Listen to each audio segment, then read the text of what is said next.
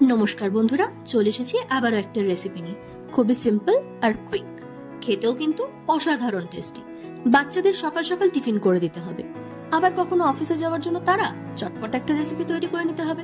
খালি পেটে তো যাওয়া যায় না, বা হুট করে গেস্ট চলে এসছে। বাড়িতে কিন্তু ব্রেড থাকলে তোমরা খুব চটপট এই রেসিপিটা বানিয়ে ফেলতে পারবে।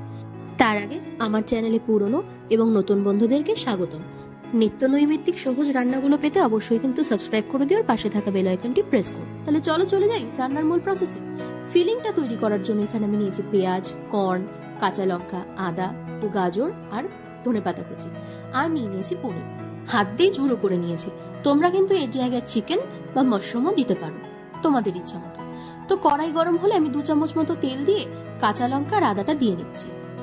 3 থেকে 4 সেকেন্ড অল্প ভাজা ভাজা করে নিয়ে একে একে কিন্তু আমি কেটে রাখা সবজিগুলো দিয়ে দেবো। মনে রেখো, সবজিগুলো কিন্তু ঝিরিঝিরি করে কাটতে হবে।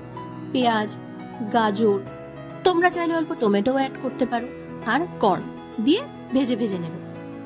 ভাজাটা কিন্তু খুব একটা বেশি কড়া করব না, ভাজার সময় সামান্য পরিমাণ নুন দিয়ে দিচ্ছি, এতে সবজিগুলো তাড়াতাড়ি মজে যাবে।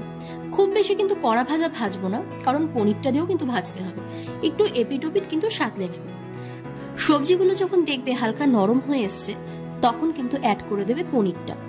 পনিরটা কিন্তু অ্যাড করে দেওয়ার সাথে সাথেই নুন আর চিনিটা দিয়ে দেবে। খুব বেশি দেরি করবে না, না হলে তলায় কিন্তু লেগে যাবে।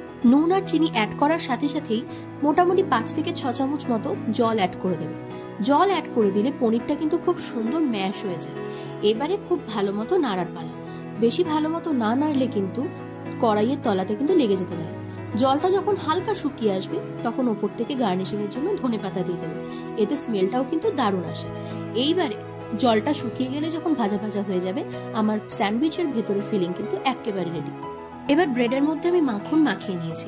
এবারে এটার ভেতরে অল্প অল্প করে ফিলিংটা ভরে নিলে কিন্তু ব্যাস রেডি। কোনো সস, কোনো মেয়োনিজ, কোনো চিজ কিচ্ছু লাগে না। এটা কিন্তু একাই 100।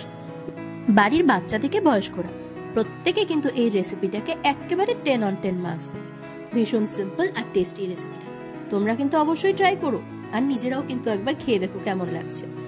আমাকে জানাতে যেন ভুলো না কেমন লাগলো এই রেসিপিটা, অবশ্যই কিন্তু জানিও। সবাই ভালো থেকো, সুস্থ থেকো। আবার চলে আসবো এমন হালকা পাতলা কোনো একটা রেসিপি নিয়ে। ততদিন পাশে থেকো। নমস্কার।